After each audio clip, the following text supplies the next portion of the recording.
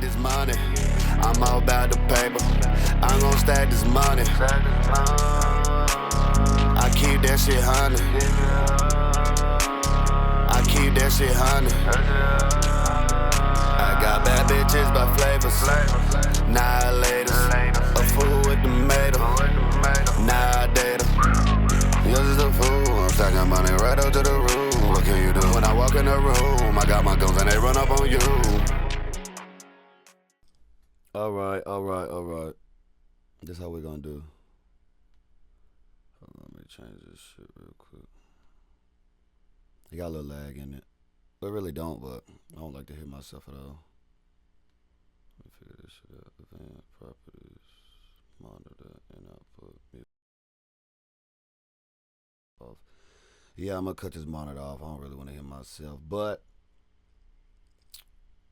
today we got a good topic. I got a great topic for y'all today.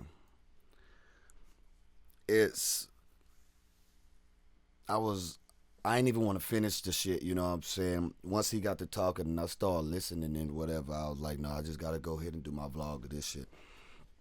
Charleston White is touching on something. This is actually, I'm watching Cam Newton, Freaky Friday, touching on some great topics and certain things that I resonate with. You know, I was a little boy, you know, around a lot of shit. You know, we all grew up a certain way. Some better, some worse. But I love what he's speaking on because as a kid, your surroundings scopes you to be exactly what your surroundings are. Even if that's bad, good, fortunate or less fortunate. Whatever it is, it scopes you to be just that.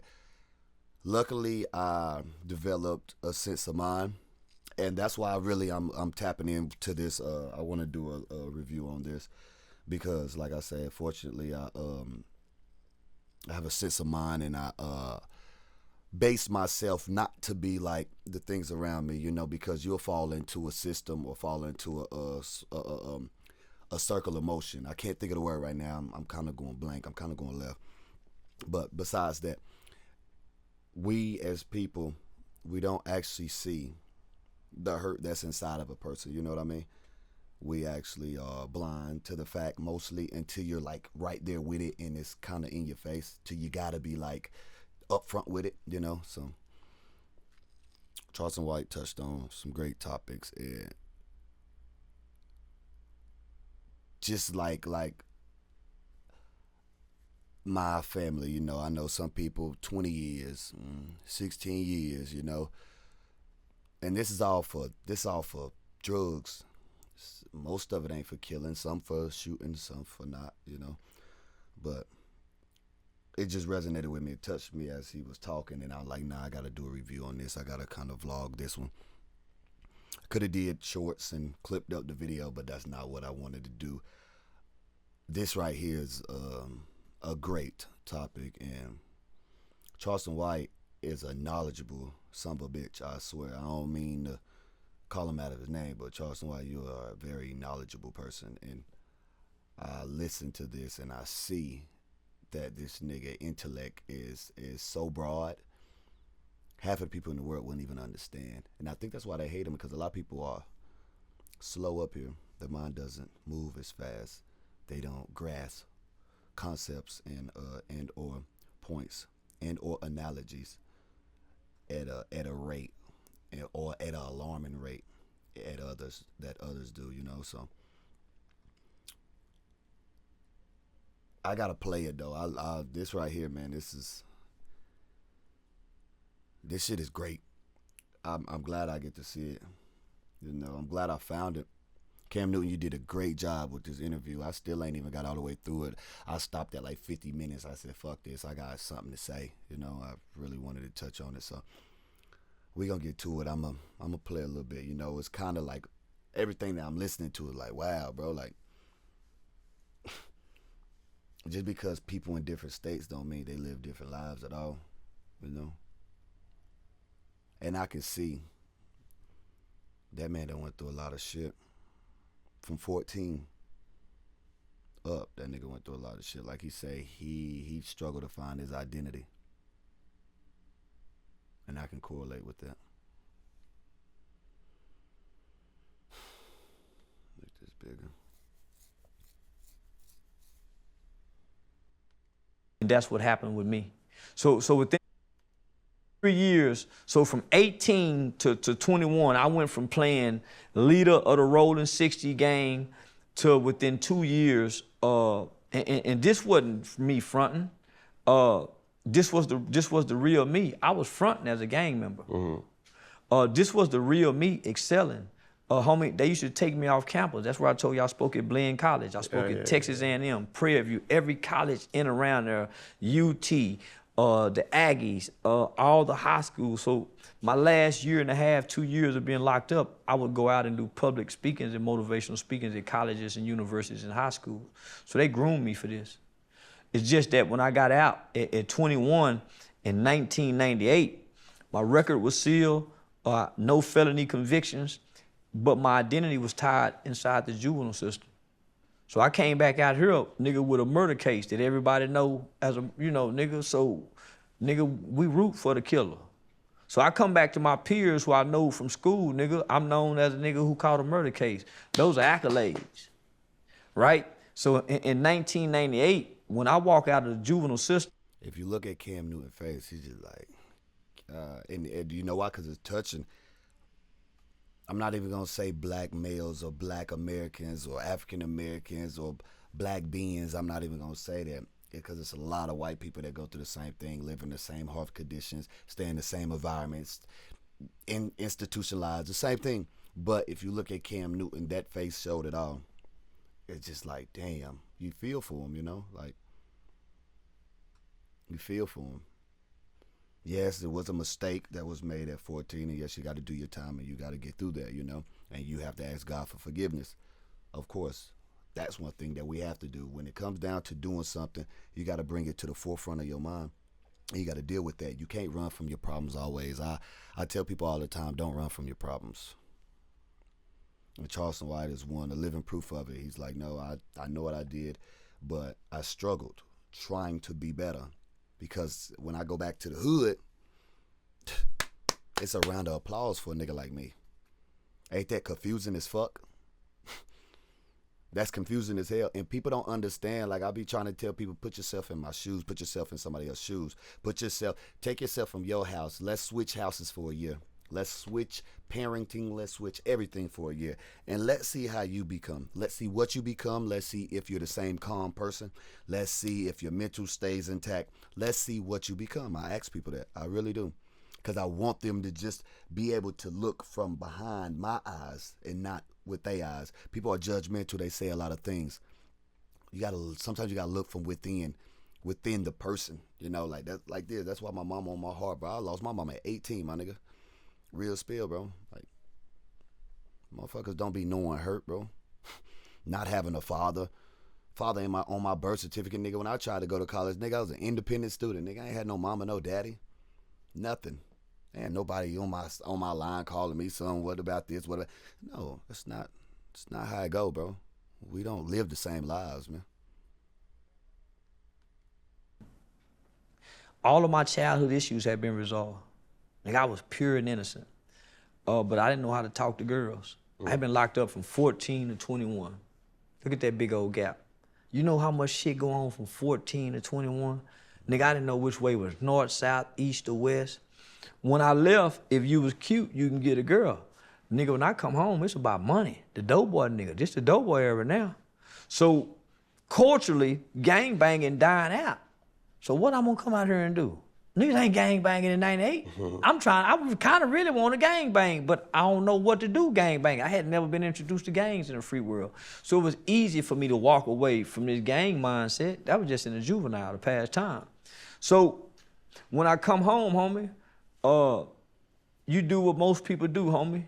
You go back to the old people, the old places, and the old things. He ain't lied a bit. He ain't lied a bit. There's percentages that are contested at. He ain't lied a bit, man. Everybody, where you gonna go? A nigga get out of prison for 20 years, 15 years, 17 years, 12 years, 7 years, 8 years, 5 years. What, a nigga got $1 million? Hell no, nigga, you gotta go right back to the trap, right back to the hood where you grew up and where you caught the charges from. Ain't no getting out of that, man. Unless you make your way out, you gotta be able to reform your mind and think a different way and try to bring the negative life aspects that you've been dealing with throughout the course of years and turn all that shit positive. Tried to work, but nigga, I ain't know how to get up and go to work. Been locked up since I was 14. I don't know how to get up and go to work. I don't know how to wake myself up. I've been getting woke up. When it's time to eat, nigga, I don't know what to eat. I've been looking at the menu. The menu been saying what we go eat. How I know? I've been locked up. So there's nobody you really can talk to, because at that time, nigga, re-entry is something big now, but nigga, re-entry was unheard of back then, let alone juvenile re-entry. So there was no church, there was no family member that a nigga can talk to and say, man, I'm having some inadequate issues, nigga, I don't know what to do. So I'm trying to date girls my age, but the girls I'm dating saying stuff like, you need a high school girlfriend. Man, I don't know what the fuck she mean, but my conversation ain't on their level. Mm-hmm. So, nigga, what do? You go with the culture, right? So what was the culture doing at that time? Selling dope. Master P had just dropped that motherfucking ghetto dope. Man, crack like this, ghetto dope, and taught you how to cook crack from step 1 to step 10. So Bro, ain't lying. I decided to go to college because one of the benefits of aging out of the juvenile system in the state of Texas is that you become a ward of the state. So once you get adjudicated for a crime, your parents are no longer your parents. You become a ward of the state. Mm-hmm. So meaning you're a state baby. So one of the benefits of being a ward of the state is they pay for my college tuition up to a PhD. So right now I can go back. Anybody in Texas, listen to this man. Listen to this man. He dropping jewels. He's gonna drop a lot of jewels within this segment that I'm dropping. That's the reason why I said I had to do this. It was certain things that I heard. I said, oh no, hell no, fuck that. Let me get on my vlog. I'll pause this. Let me get on my vlog. I gotta start talking. And they still pay for my college tuition. Mm-hmm. So that was one of the things that I tried to do when I first get out, but I ain't had nobody guide me. So I went to go enroll at the University of Arkansas in Fayetteville, Arkansas. In the process, I had a cousin who was going to school up there. He was the president of the BSA, Black Students Association, and he had a fascination with wanting to be the weed man. So me and him come home one day. He done got the football playing niggas money. He done went and got 10 pounds of weed. I don't even know how much a pound of weed cost away. I just decided to drive. Get stopped and get pulled over with 10 pounds of weed, catch a drug trafficking charge. I hadn't even been out 8 months. After gone been 7 years. I got a cousin that was like that, man. A few times came home and just, that's all you know, man. The hell? That's all you know. Ain't got no parents out here that's trying to teach you right. Mama, like you said, either mama in the streets, daddy in the streets, mama gone, daddy gone, somebody dead. You know, you got your uncles and your aunts. Uncle probably sell dope. Aunt probably smoking it. You know, like, that's true as fuck, bro. You don't know. Like, bro, like I said, nigga been out 8 months, bro. Nigga probably trying to get some money. What else he supposed to do? He's trying to get some money. Shit. 90% of juveniles are rearrested within 1 year after being released. 85 to 90% of adult inmates are rearrested or back in prison within 5 years after getting released. Those numbers don't lie. So I fit in those stats. I ultimately ended up getting 6 months prison boot camp, 5-year deferred adjudication probation. In the process of trying to complete those 5-year deferred adjudication probation, a nigga just trying to find an identity. Mm-hmm. From 21 to 30, the black man, the black boy, he struggled with trying to find an identity. That's why you see him in his 20s, and from 19 to 21, he hanging with a certain group of niggas. He trying to find somewhere to fit in. Then he with this group of niggas. He trying to find somewhere to fit in. Then he over here trying to do this. It wasn't until I started having children that I know motherfuckers that been switching cliques ever since we've been 14 years old, bro. Same thing he said. I know motherfuckers been switching cliques. Don't really know what they want to do. Barely did anything. Then damn near 30. Just lost, bro. They lost, you know. Mama ain't around. Daddy ain't around. Daddy was in prison. Mama been gone. You know, vice versa. I don't know what the fuck they want to do. They don't even know what life is, really. They just winging it, egging it, bro. Just traveling alone. Ain't got no sense of understanding of grasping that hard work is the determination, faith, and staying true to your morals and your values is the base of life, and you gotta have that. And if you drop them, everything about you is gonna be dropped. You gotta be somebody. You gotta stand on what you believe in. You gotta be something, bro. Like I said, I know motherfuckers out here that is lost, bro. They are lost, bro. Lost. Don't know shit. And know a lot, but don't know shit, bro. And it's crazy, bro. I swear, bro. I swear to God, this shit is crazy, bro.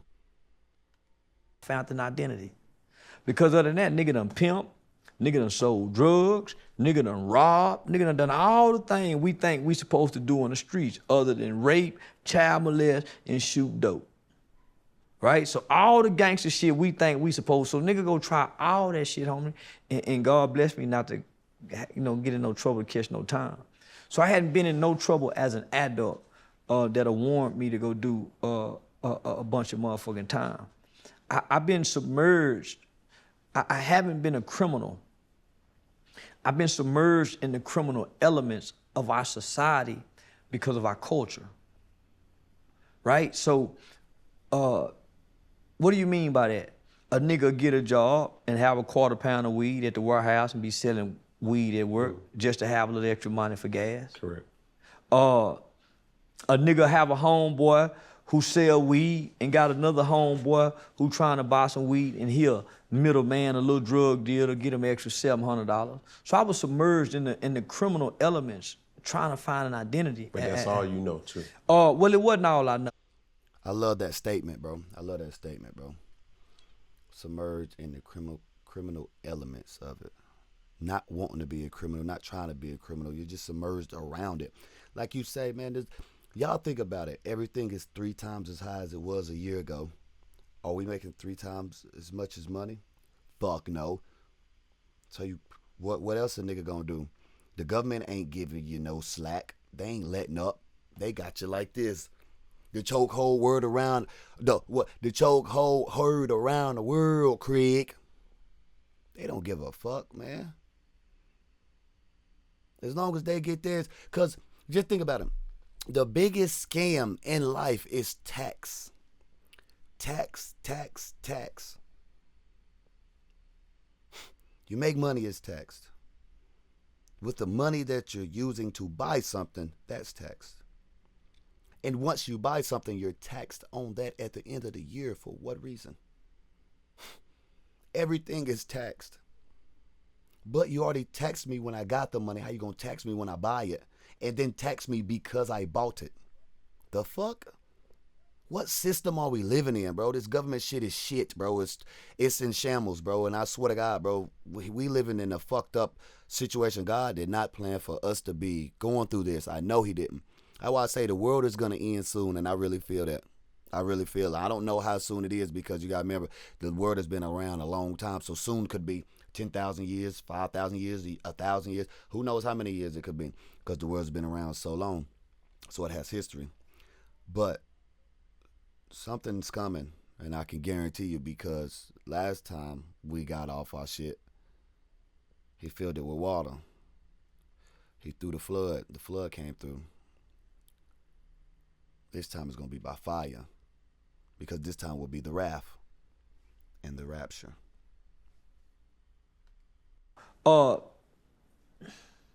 Because I'm educated, homie. Yeah. I can read, I can write, I can do a resume, I can go get an interview and can sell myself in an interview to get a job. Because those are the things I started doing when I was tired of doing wrong. You're doing wrong because you think wrong is the right thing to do in the mind state that you're in. Right? We got an element of our culture to tell us. The way he flipped that sentence, that was very knowledgeable. You got to remember what he just said. You're not normally doing wrong. You're doing wrong because you feel it's the right thing to do. When you're placed in the wrong, what is the right thing to do? If all you know is wrong and you've been submerged with wrong, your life situation is surrounded by wrong, you're not really doing wrong. You think that's the right thing to do to get out of this wrong shit. That's why I said, but that's how the mind is. People don't understand. I preach it. I talk to a lot of people daily. I swear I do. And I try to scope their mind because a lot of people have this base way of thinking, and it's not from the elements that we grew up in. I know it's a lot of y'all that resonate with this shit that I'm talking about. This shit that he kicking. I know for a fact it's a lot of y'all that do.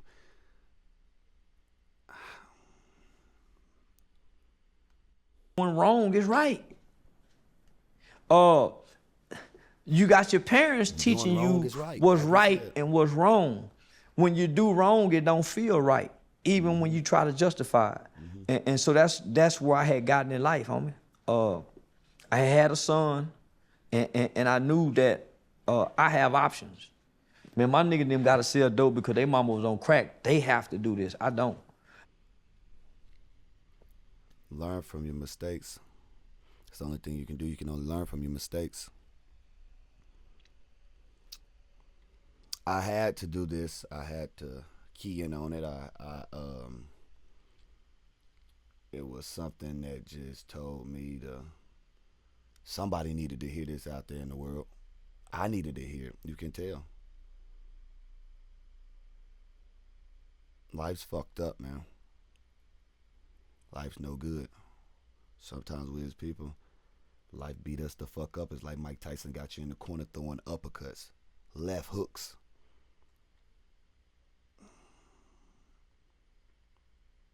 Some people mental can't take that. Some people resort to drugs. Some people resort to violence. Some people resort to self-harm. But we all, within that statement I just made, we all result to the same thing. And that's the factor to get away from the shit. Some people blow their brains out because of this shit, man. Some people OD, stick up, pop pills. They just don't want to feel that shit no more. Life, the mechanism of life, the way this shit is the mechanics of this shit. This shit is fugazi, man. This shit is fluke. And you heard it from me. Like I said, this shit is fluke, man. I got so many people that I done lost to this shit, man. My homeboy was like this, man. My homeboy cried. My homeboy longed for love, bro. And now I gotta look at him on an obituary. You feel what I'm saying? Like my brother, bro. Like my brother, but some people mental don't be intact, bro. Some people can't deal with that shit. Some people don't have the guidance or the motivation. They don't have the right people around them to help them out of that dark spot when they get in it. I done been there before. I ain't never thought to do no crazy things. Maybe I have though, but I ain't never acted on them, you know. But I have caused self-harm though. I definitely have done that. Definitely. I'll be the one to be honest with y'all. I've definitely done that before. I just know there's a lot of people out here in this world that can't take this shit. They can't take this shit. They don't feel like they should be in this shit. They trying their best to get out of this shit, but life just keeps hitting them. Punch by punch, blow by blow by blow, round by round.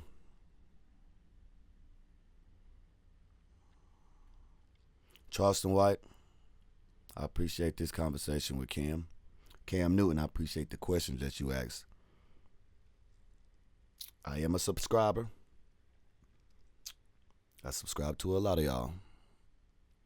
All I do is look at vlogs daily. I'm a southern nigga. Then I've been through some shit myself. Been treated not as an equal. Been looked down upon. Sometimes the white man, sometimes the white woman, sometimes my own skin color. Ain't no equality in this shit, man. I just want whoever to listen to this, and whoever does this touch, whoever I touch with this shit, man, I want y'all to know, keep y'all head up, man. Please keep y'all head up. This is powerful. The words that man spoke is powerful. Like I say, I wear my mama on my heart, boy. My mama went through this shit, man. My mama was like that, man. I just really realized, because when I was young, I didn't really know this shit. I didn't really know what my mother was facing and shit. I really didn't know. I didn't know all I didn't know that she had devils on her shoulder too. And now that I've grown up, I've actually just started looking back, got sober, and I started looking back, and I started letting everything play in my head. And I like, damn, like even from the music that she wrote, the poems that she wrote, the little children's book, the music that she listened to, her actions showed it, the imbalance. It all speaks volumes to me now. And just remember, there's somebody out there just like you, man. That's why I started doing this vlog shit. Sometimes you just need a motherfucker to look at and talk to. And how many times I done got on this vlog shit and just listened because I needed it. Because it was like my self-therapy. Like I was putting myself through therapy somehow. Like normally us black Americans or African Americans, we don't go to no therapy, man. We don't even think about that. We think therapy is one of our cousins, not knowing that they about to go tell the world. That's going to tell the world. It's going to tell the another world. You feel me? Like, that's not therapy, man. People do not have your best interest sometimes. And I think we gotta learn to be able to trust someone other than our closest people. Because sometimes the closest people is the one that shit on you the most. So, Charleston White, like I said, I appreciate that, man. Cam, I appreciate that, man. And to my Sleeker Maniacs, my fellow followers, fans, and friends, there's somebody out there just like you, man. I might not speak on it. Half the time y'all see me happy and smiley and energetic. That's because I have to keep that up because there's people around that depend on me. So if I'm down, I'll let them down. Nah, I can't do that. That's not in my book. But I came to y'all face to face, raw, rare, right here.